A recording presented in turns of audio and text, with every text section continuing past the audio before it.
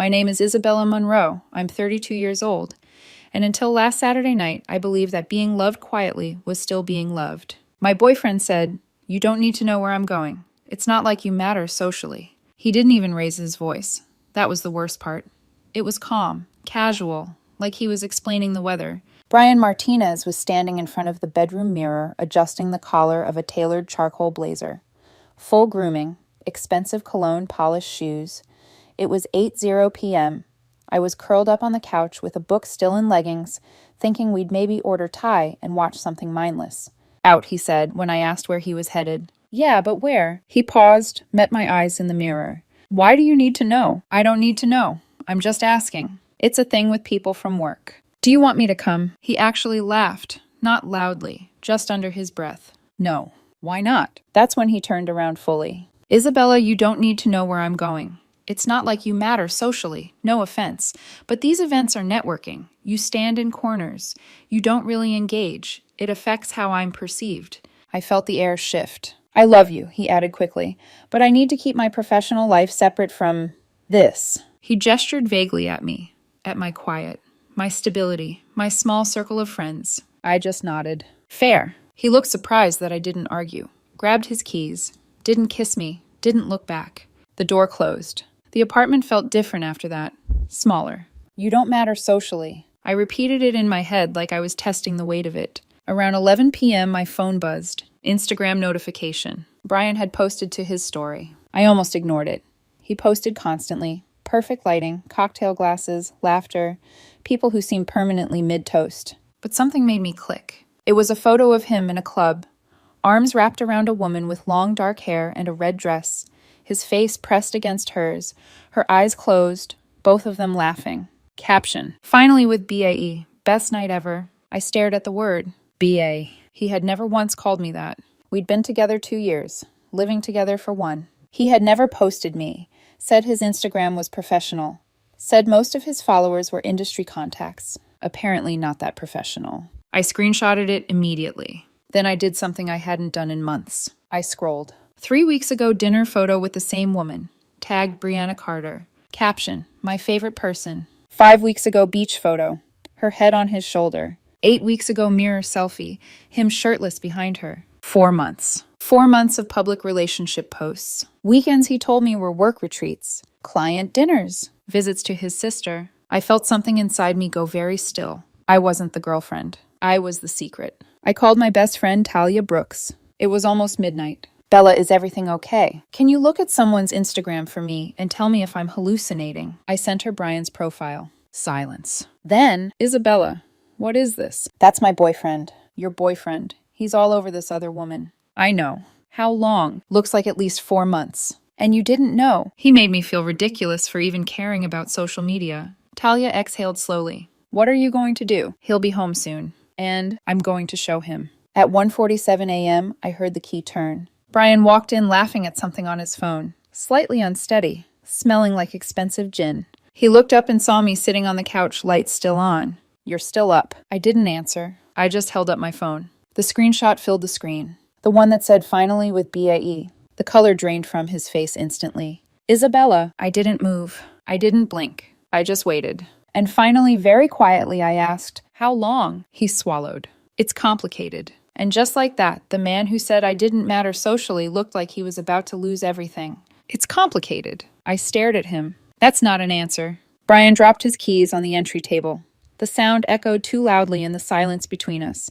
He ran a hand through his hair, pacing once across the living room like he was trying to rehearse a version of the truth that hurt the least. "How long?" I repeated. He stopped moving. 6 months. The number didn't even feel real. 6 months of shared groceries, shared rent, shared bed, 6 months of goodnight kisses, and I love you, and plans about maybe getting a dog. 6 months, I echoed. You've been publicly dating another woman for 6 months while living with me. It's not like that. I almost laughed. She doesn't know about you, he rushed to add. I kept things separate. Separate? My voice sharpened. You mean divided, like departments.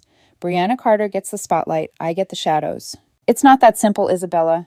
Then simplify it for me. He took a breath like he was about to pitch a campaign strategy. Brianna is connected. She knows people in the industry. Being with her opens doors for me. She's socially valuable, I finished. He flinched. I didn't mean it like that.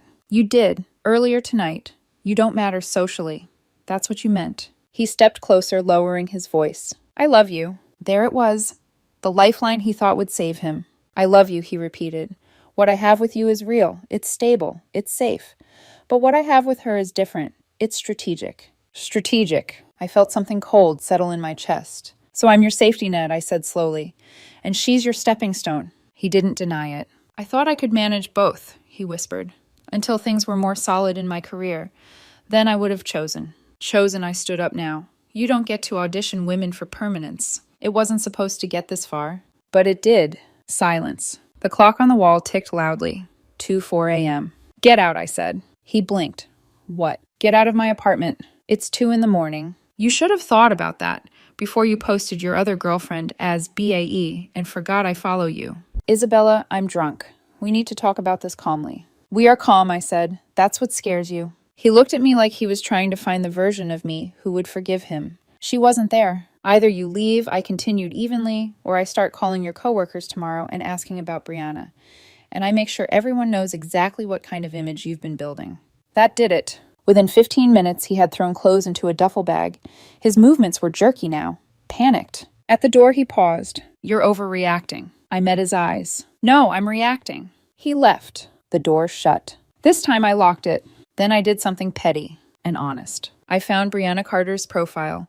She was easy to locate from the tags. Her page was curated perfection. Travel shots, industry events, photos of her and Brian smiling like they were auditioning for a wedding magazine. I sent her a direct message. Screenshots of our apartment. Screenshots of text messages between Brian and me. A photo of the two of us from Christmas at my parents' house. Then I wrote, Hi, I think we've been dating the same man. Brian Martinez has been living with me for the past year. We've been together for 2. I found out about you tonight. I stared at the message for 10 full seconds. Then I pressed send. By 4:00 a.m., my phone rang. Unknown number. I almost didn't answer, but I did. Isabella, a woman's voice, shaking. This is Brianna. We sat in silence for a moment that felt surreal. He told me you were his roommate, she said finally. That you were clingy, that you wouldn't move out. I closed my eyes. He told me you were just networking, I replied. That he was protecting his professional image. There was a soft, broken laugh on the other end. He introduced me to his parents last month. He met mine 4 times. We compared timelines, holidays, weekends, excuses. It became clear quickly neither of us had known. We had both believed we were the only one. He said you didn't fit his lifestyle, Brianna whispered. He said you opened doors for him. Silence again. So what are you going to do? She asked. I already did it, I said. He's out. She inhaled sharply. I'm done too. By Sunday morning, the fallout had begun. Brian posted a long Instagram story about navigating complex emotions and learning from mistakes. It was deleted within an hour, but screenshots spread faster than regret.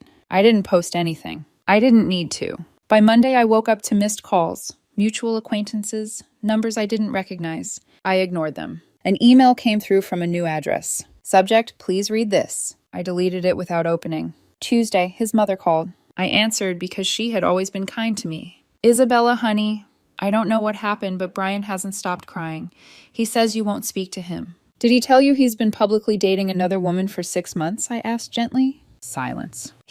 What? I explained. Her voice broke. That's not how we raised him. I know, I said quietly, but that's how he chose to be. 5 minutes after we hung up, Brian called from her phone. Isabella, please. I ended the call. Blocked the number. By Wednesday, apparently everyone knew. And for the first time since Saturday night, I slept. 6 weeks passed. Not slowly, not dramatically, just steadily like healing does when you don't interfere with it. Brian Martinez tried everything during the first 2 weeks. He showed up at my apartment building that Thursday. The doorman called upstairs. There's a Mr. Martinez asking to see you. No, I said. He waited in the lobby for almost 2 hours. I watched once from my window unseen. He kept checking his phone like persistence alone might reverse consequences. It didn't. On Friday, I received a handwritten letter. 4 pages. Blue ink. His handwriting slanted and frantic. He said he'd felt pressure. Said Brianna Carter represented Access Connections advancement.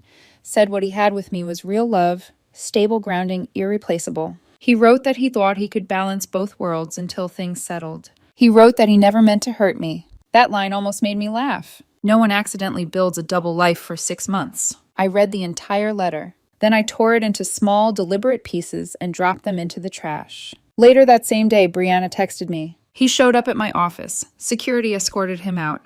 He's spiraling. I stared at the message. Not my problem anymore, I replied. I know, she wrote back. I just thought you should know. Apparently, after everything exploded, Brian had tried to salvage things with her too. He asked her to choose him publicly, to repair the image. She told him she couldn't trust someone who could lie that carefully. The irony was almost poetic. He had tried to manage 2 women like assets. He lost both. 2 weeks after the confrontation, news filtered back to me through mutual acquaintances. Brian's employer had begun reviewing expense reports. Apparently some of those client dinners he told me about. They were dates, charged to company cards. Some of those work events Brianna attended with him. Personal outings disguised as business networking. Once management looked closely, they found enough discrepancies to justify termination. Officially, it wasn't about the relationship scandal. But everyone knew. His social media went private. The posts with Brianna disappeared. The curated image he'd built gone. Meanwhile, I did something simple. I moved. I couldn't stay in that apartment. Every wall felt like it held a version of me who had believed him. I found a place across town. Smaller, brighter, quiet in a different way. Changed the locks. Changed my commute. Changed the coffee shop I frequented. I posted one thing on my Instagram. First post in 6 months. A simple text over a blank background. Sometimes you discover you're someone's secret. Sometimes you discover someone else is your boyfriend's secret. Either way, you learn who people really are. I didn't tag him. Didn't explain. The comments poured in. I didn't respond to a single one. One evening, Talia came over with wine. She watched me unpack boxes, then finally asked the question everyone seemed to be circling. Do you think he loved you? I folded a sweater slowly before answering. I think he loved what I represented, which was stability, predictability, a soft place to land after chasing status. And Brianna, she represented doors opening. Talia nodded. So he loved you both? No, I said quietly. He loved himself most. There was something freeing about saying that out loud. 3 weeks later, I ran into one of his former coworkers at a coffee shop. She hesitated before approaching me. I just wanted to say, I'm sorry, she said. A lot of us at the office knew something felt off. We thought you two had broken up when Brianna started coming around. He implied that I replied evenly. We didn't realize it was both. It was carefully constructed, I said, until it wasn't. She nodded awkwardly and left. I didn't feel anger anymore. Just clarity. I started dating again cautiously. Nothing serious yet. Just conversations, dinners, observations.